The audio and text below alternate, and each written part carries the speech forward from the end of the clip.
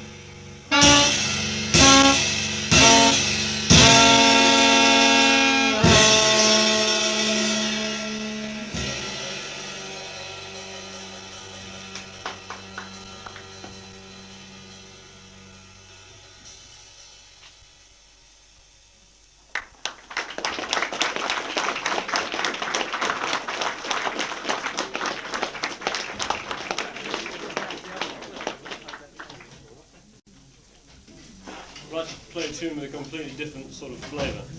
It's a tune I've written. It's called "You Can Be Happy," and the basis of the tune is, well, it's just 32-bar tune. Only we use the theme as a basis for our improvisation. And it's "You Can Be Happy." 1, 2, 1, 2, 3.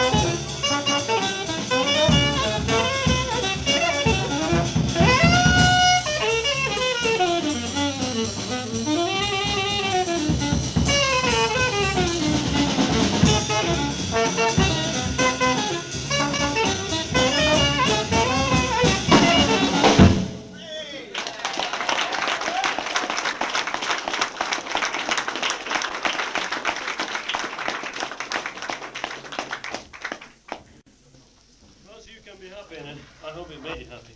Made us happy. Well, I would like to sort of simmer down a little bit. I want to play a ballad of mine. It's called Judy's Smile.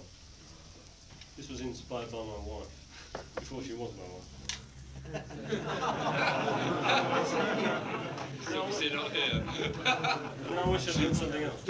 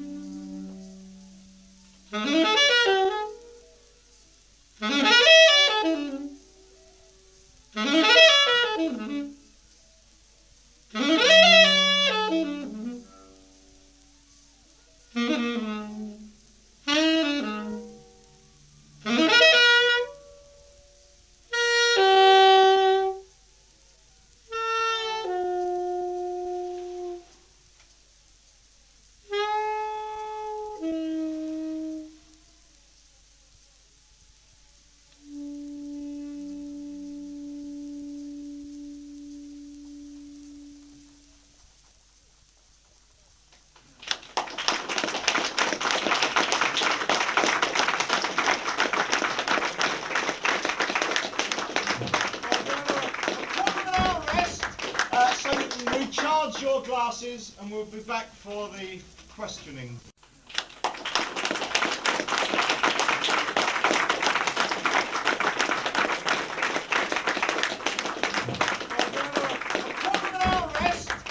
So you can recharge your glasses and we'll be back for the questioning. For your chairman, we've got Charlie Fox sitting here.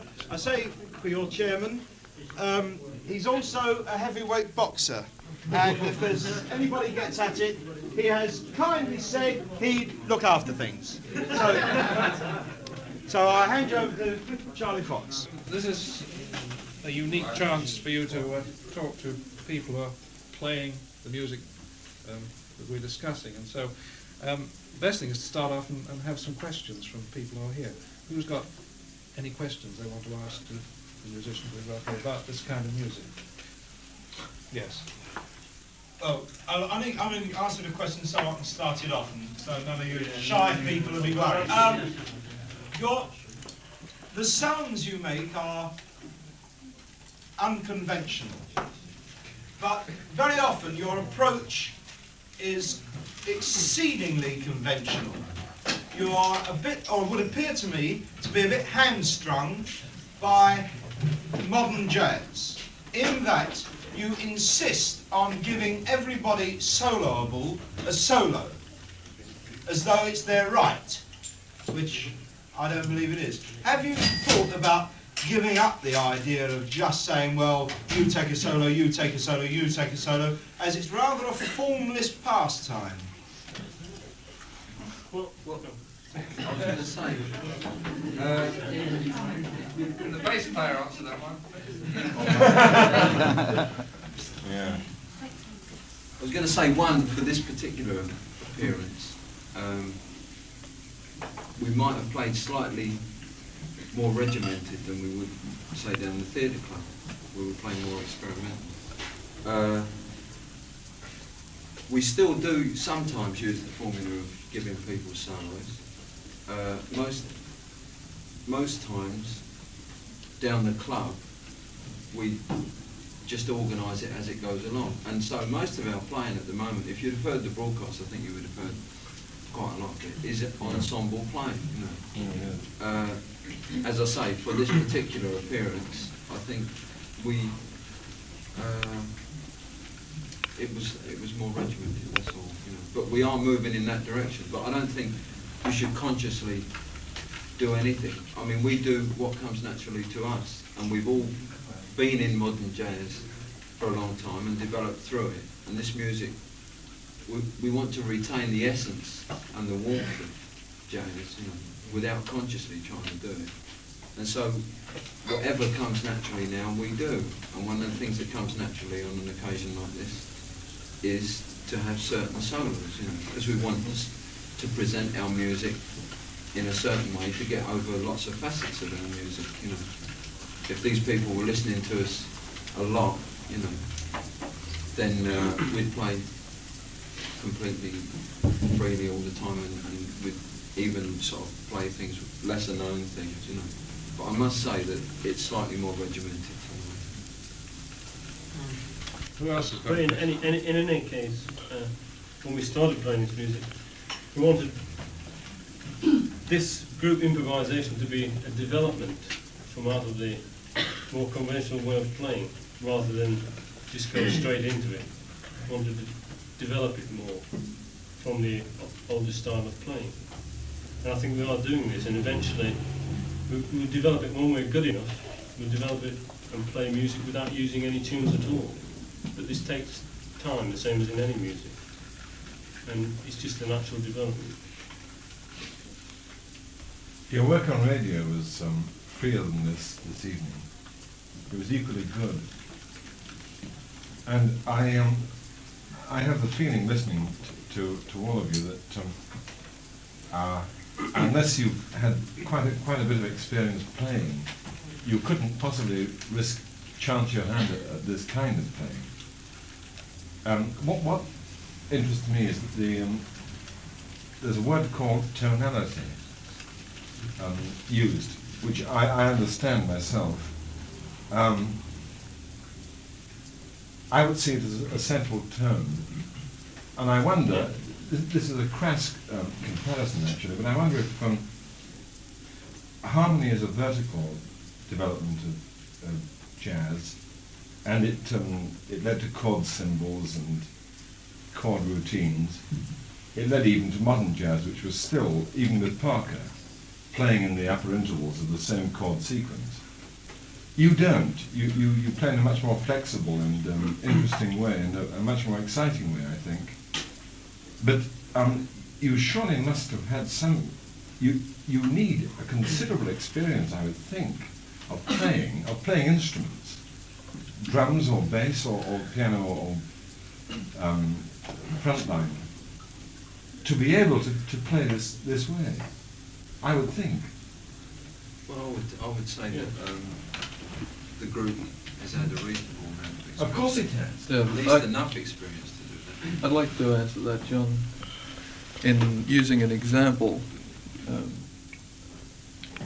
in answer to what you're asking about whether sort of didn't realize there was any humor in that. Well, a friend of mine in Australia took me up to a piano which was painted in colours and said to me, "Would you improvise for me?" And I started improvising on what I thought was the tonality of the piano. You see what I mean? Mm. I started looking at the piano and trying to find the black and white keys underneath all these red and greens and purples and reds and oranges. And he said to me, "That sounds very nice, but you're organising the sound in diatonic form. Why are you doing that?" And I said, "Well, if I approach the piano, I'm sure if I'm going to improvise, the money safe bet is to improvise within the context of what I've learned." Quite. Yeah. And he said to me, "You may know the person, Dave Gard from the Kingston Trio." Anyway, he said to me, "Now look at all the colours and match all the colours as you would match them as colours." And so then I attempted to do that in my limited colour imagination. And something came out of that which I never believed was something that I could create. So this to me pointed towards a direction that if you do know diatonic harmony or tonality, you can utilize this, but also you can utilize the color system. Now that was one example. But then he said, "Well, now that you've found what colors will go together, play in areas above that. Try some new colors." And what was coming out of the piano in sound, in tonality, was to me very delightful. And yet if I'd have sat at the piano that day trying to put sound together as I knew it in black and white on the keyboard, I'm sure that I wouldn't have come up with something quite as interesting and as emotional. Coming out of what you said, isn't this leading up to the point that you really have to be better to play freer jazz, because the sort of minor artist, the minor jazz musician in other periods, in a sense, been able to fall back upon the form he was working in, and he could, in a sense, embellish it and do a little, sort of add to it, but he would be buoyed up by the form he was working in. It seems to me that with freer jazz, the chances of disaster are more, and so you have to be very good. You have to have a steady invention to do this. Do you agree with They that? compose. You compose, don't you? I think personally that it's not a question of necessarily being better than, say, a conventional jazz player, but I think for a start your mind has to be a bit more flexible. You have to sort of be willing to take the chance of playing without the, well, as he said, tonality. Tonality, I think, is a thing that can only be established over completeness of the music that's being played, because tonality or atonality only exists in part of it. It's when you put the thing together as a whole that you see, in fact, what tonalities it hasn't played in, and then it becomes, the whole thing becomes atonal. A crude model is the bagpipes, which has I forget how many drones they have. They blow a long bass note, and they play melodies over it. Now, your work has much of this quality, but it's a very much more developed and interesting and exciting kind. It's not harmonic in that ordinary sense, but our ears have been conditioned to chord changes and modulations. We expect to be helped to the next sound. You don't help us, but You sure Well, we don't? You sure we don't help you within the conversation? well, of course you do, but but by different means. I mean, not by just modulating in an obvious and friendly way. And not only hostile. I mean, all the music I heard tonight was tender and beautiful, I thought. But well, you use pitch notes all the time, don't you? I mean, except for there's just a little occasion, but there are areas. I think there's a whole confusion about avant-garde jazz. I mean, there isn't avant-garde jazz as such. There are a number of different approaches, and yours is different to somewhere in the sense they are aiming at producing collages of sound almost, you know. Well, and whereas you're producing lines and you're pitching notes, aren't you? At the moment, you're I working think through we're traditional involved methods. in producing the music through sounds that are already there on the instrument. Yeah. Musical sounds. I think that's the area we're in. Yeah. We can't really say that it'll possibly move out of that. There's one piece, for instance, that we use, which is called End to a Beginning, where this piece suggests other sounds, and the band does get into other sounds in there, you know. I mean, you could say similar, say, to Albert Ayman or whatever, you know. But I'd like to say that, say, somebody like Sonny Rollins, who for me is an exceptional musician, no matter what he chooses to play on. You know, this is a good example of somebody who uses chords and tunes to almost the utmost freedom in that particular field. You know, he chooses that as, you could say, a restriction in his music. You know, but he's somebody that's developed through years and years of music, listening to Lester Young and all sorts of people, and it's natural for him to play like that. For us, we've grown up in a different environment. We've grown up at a time when the music's been on the change. You know, we've got all sorts of areas to select from. You know, and the whole thing is that you're creating what you genuinely believe in, and you're creating something that is, you know, something that is you. It's like painting a picture. You know, you paint a picture with a group. Now, Sonny Rollins has gone through years and years of playing these tunes, and he can do that within that thing. But for us to do that now, it would be unnatural, you know. I mean, we've done it in the past. I used to play on standard tunes, and I still love playing and listening to standard tunes. I don't do it very much now because all of my music's involved in this band, you know.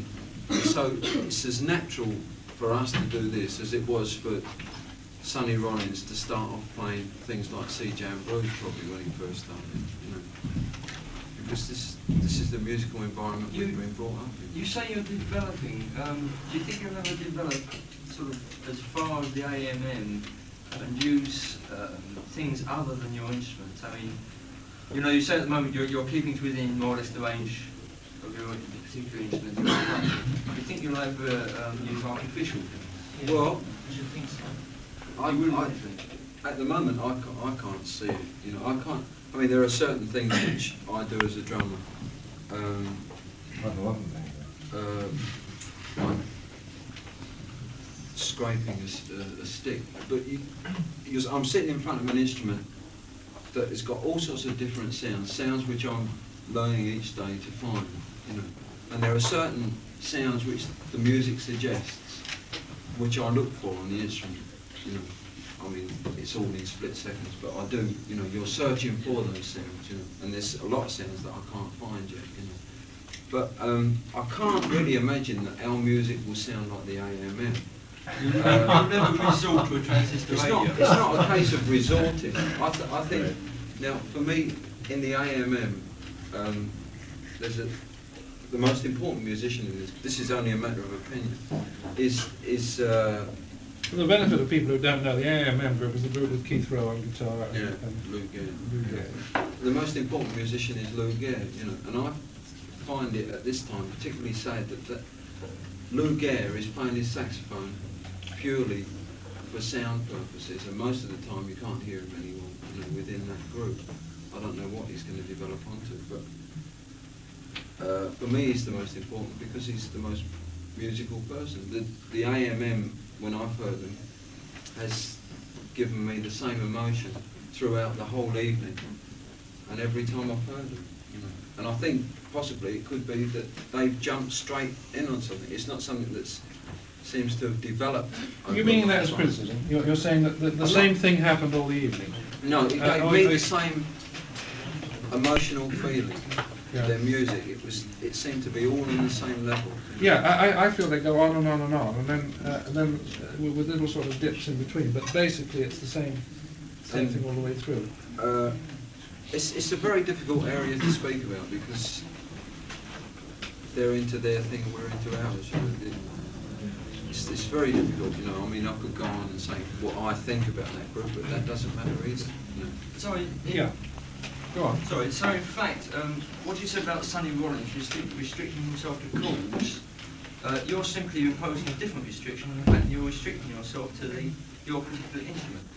I mean, in the general use of your instrument. Well, you could say that. I mean, the most natural thing for me to do is what I'm doing now, and that's speaking to you.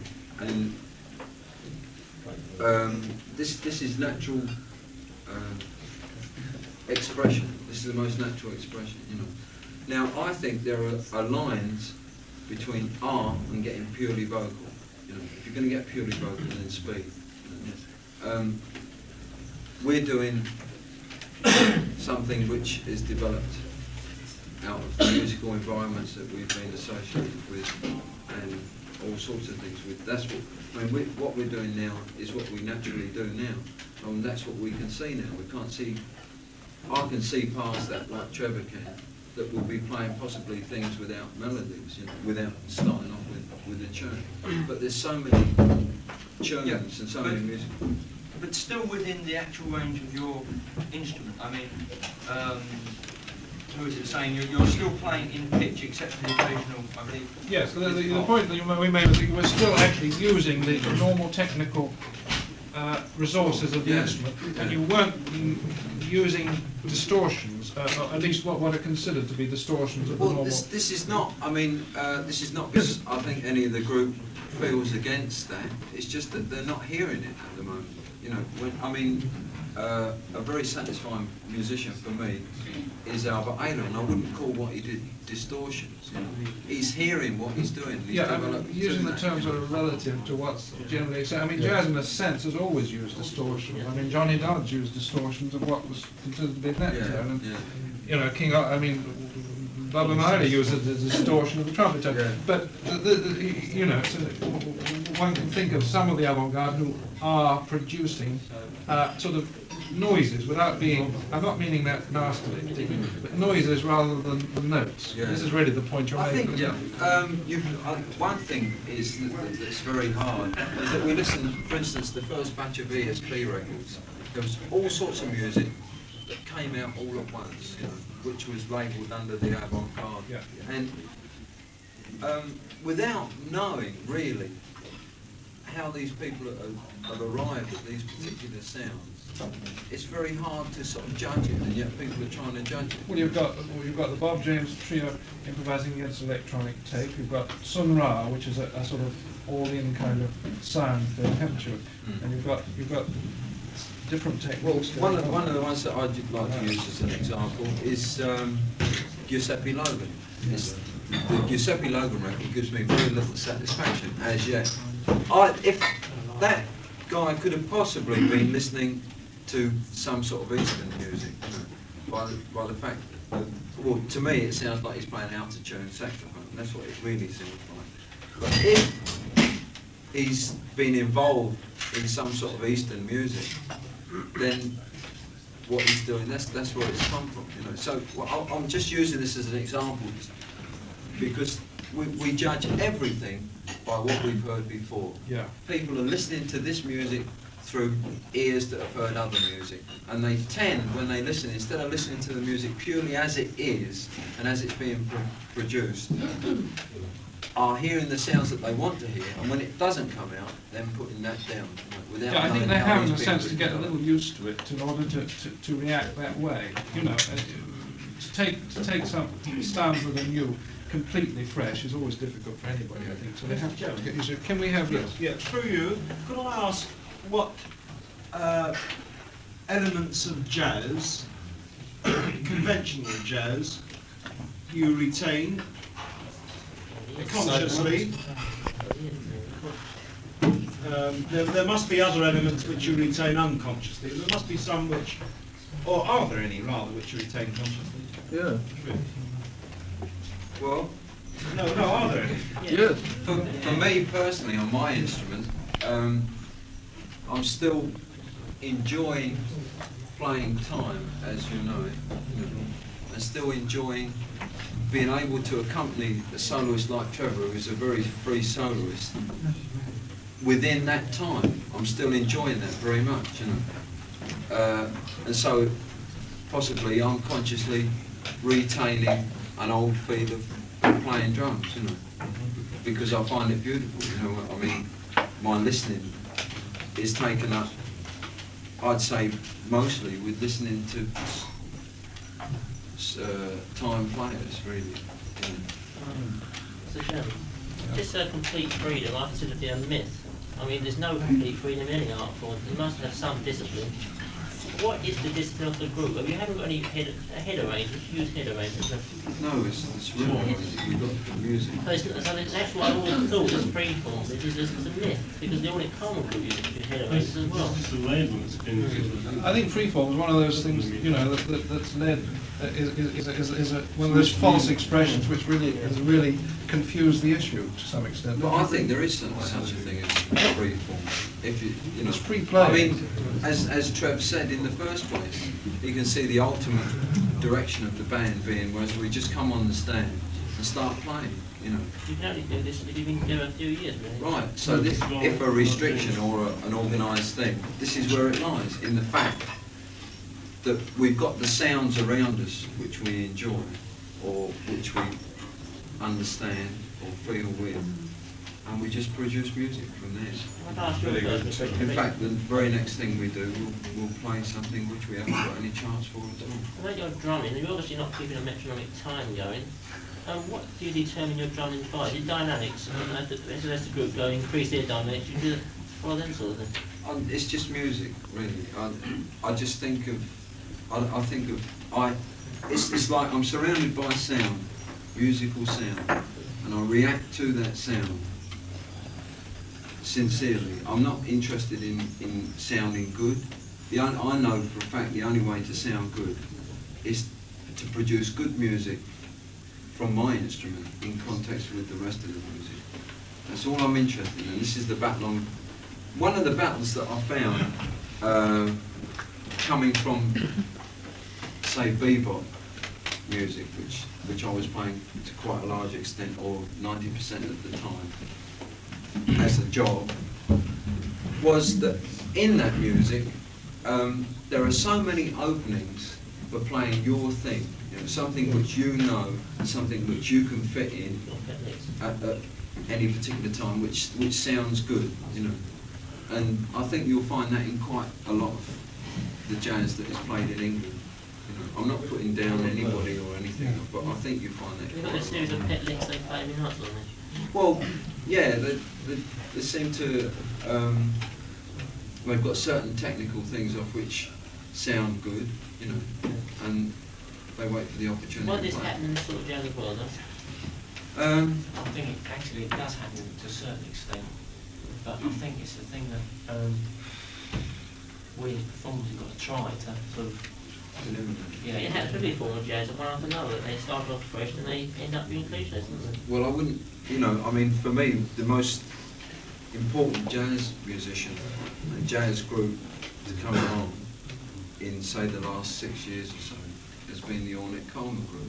And that group, for me, was playing 90% of the time original music.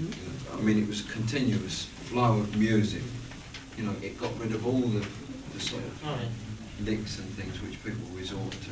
They're really Charlie The gentleman here trying to get say a question. And it's not really, you're not really consciously rebelling against the old format of, the theme and the solos and fours. You're not really rebelling against that. You are trying to develop from it. Oh, I see. Yeah.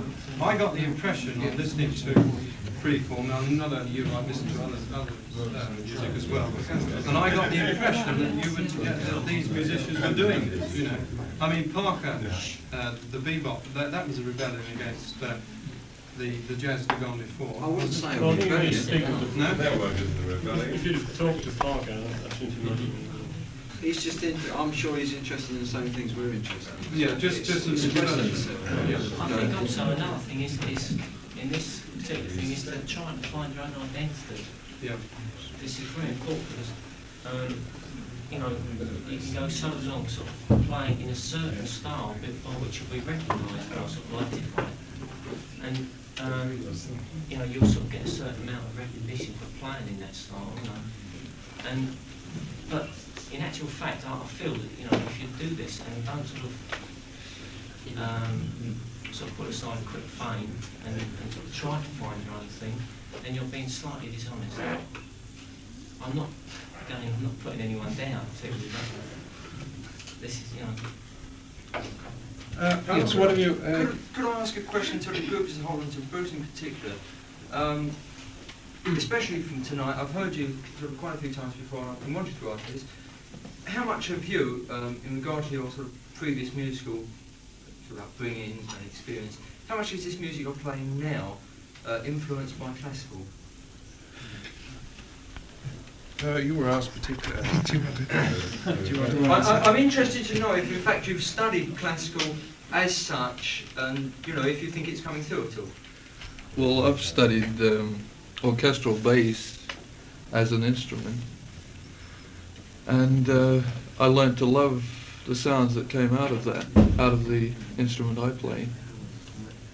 And quite often within the music, even though this could be related to what John said about people who have a sound which is good that they want to put in there, I know that sometimes that's come to my mind at the time, you know, that if anybody asked me, or I might even speak to it, about it to somebody, that I might hear a sound which is... Be quiet. Keep on talking, will you? So you finished what you were saying? Yeah. Well, there might be a hole in the music somewhere, and in my heart somehow, or in my being, I can sometimes relate it to something that I've learned, which was to do with classics, that I want to produce in that hole. So you could say that there's a split second where I think of something which was way back in the past, that I think should be in the music, because at the time maybe that was 100% of what I believed in at that particular period of my life. So in fact, if you heard a pop record and there was one particular phrase on it that you like, you put that in just as well as anything. No, Oh, no, don't get me wrong. I mean, there are certain things in the occasional record that I hear that I just like. Yeah, well... You know, and you tend to, Well, you tend to remember this. now I know an example of what you're talking about there. Just recently I wrote a ballad, and I just finished it, and I'd gone through an emotional period with a relationship with somebody, and this produced a feeling to create a melody, and I created it, and my landlady, who is a musician composer, heard me playing it, and she said, well, you're playing that piece of Delia's music very beautifully, but you made a mistake in the last 2 bars. And I said, well, that's got nothing to do with Delia's, because I wrote this tune. And she said, well, I'm afraid I'll have to play it to you on an album. She brought out an album with Brig Fair on it, and lo and behold, there was that melody. Now, I'd listened to that album quite a few times, and when it came to a period where I wanted to express myself, that melody must have cropped up inside me, and that was the thing I was thinking in terms of this tune. So there you go, that answers that question, really. Do any of you others want to say anything about this, about outside music? Well, just that the only influence that classical music would have on what we're doing is a natural influence, like we've heard it, and that's within us, in our subconscious. And if it comes out, it comes out. If it doesn't, it doesn't. I mean, I was particularly wondering, in fact, if any of you had studied classical music and what it's generally like with classical music. Paul and Trevor both, you could say, study classical music. And I suppose Studying at the moment. Bruce does. You know, As but something I was playing to Vegas. But this has got no, I mean, it's not a conscious thing. But I mean, everywhere you look and everything you listen to is an extra sound to express an emotion. You know, it's like for a painter, every colour. If he could find, if like there's certain colours which are the colours which are used, and guys mix and mix and mix. Somebody come along with a new colour, the painter would jump at the chance of using it, because it's one extra thing for expressing emotions, which is portraying, you know. But to have any conscious thought on anything while you're playing, I mean, if you've heard the music, you must realise that things move in split seconds. You know? Oh yeah, yeah. It's so detailed that you know, everything's from the ultimate sort of way of playing is sitting there and you're just playing, and everything's coming from your subconscious and from your ears. You know? It's like your two enormous ears and hands, and it's just happening. Actually, what we'd like to feel from the audience is that they feel part of it. You know, I mean, this is a marvellous atmosphere in here. Well, I mean, I don't think anybody should ever feel tense and think that they should be getting into something that's there. You try and listen to it as a whole and just enjoy it, you know. That's the way we're playing it, and that's the way you should listen to it. It's nothing complicated. It's very basic. It's just emotional, and you've all got the same emotions which we're expressing here. And if you like it, then it's possibly good. If you don't like it, then it's possibly not happening. Yes, quite. And I think that that could have been said right at the beginning. I think there's a terrible danger in all this dissection. Right. We've reached the end of the dissection time, so on your behalf I thank everybody who's all the musicians who've replied, and ask them now to start playing.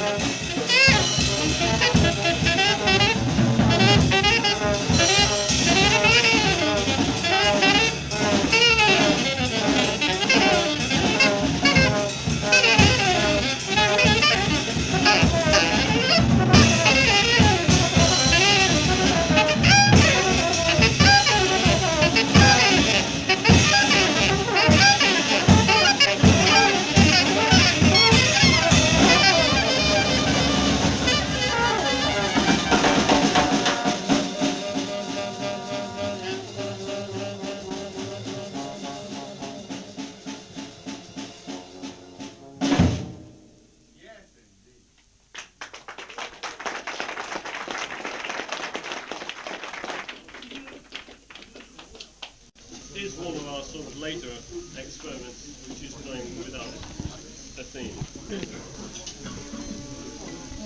I'd like to play a composition by Johnny Stevens in which we try and retain the essence of the theme all the way through. We try and retain this essence of the actual theme. The theme is called Chant, and the main area of tonality is roughly C minor.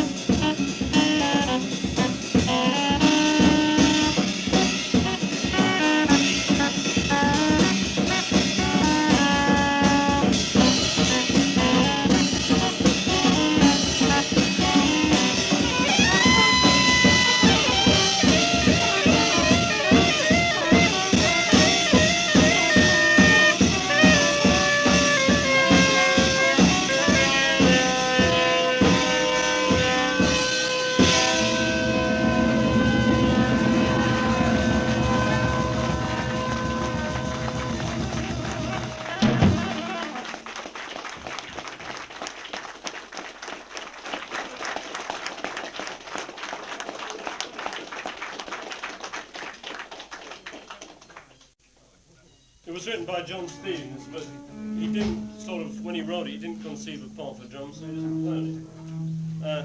It's a ballad called Little Redhead, and it's, well, it's supposed to depict very intimately the way he feels about his wife.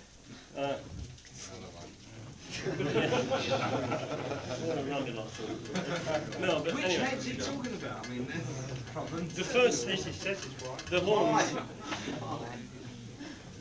the horns in our section A, which lasts about 8 bars or so, is just it's a statement. It's like a very tender statement. It's like somebody just saying something to his wife. And then the next statement is a very passionate part of the theme. What he's really saying to his wife.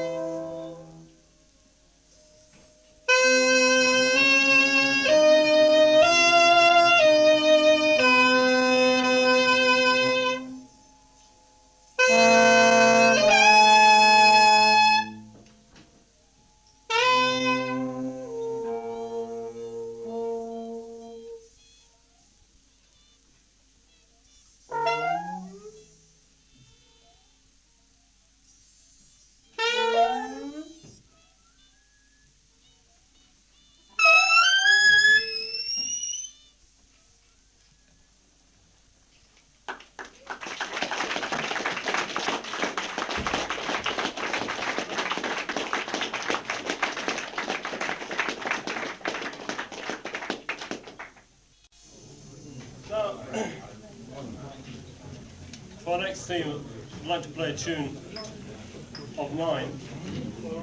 It's a theme called Day of Reckoning, and it's supposed to depict, for me anyway, struggle of mankind, of all mankind for equality. And in the first section, you get the peaceful section with a suggestion of the struggle to come, which is a short alto cadenza. Then in the next section, the 3/4 section, we get the actual struggle. And in the end, there's another peaceful section when the struggle is over. And I like the soloists to keep to this pattern in their solo.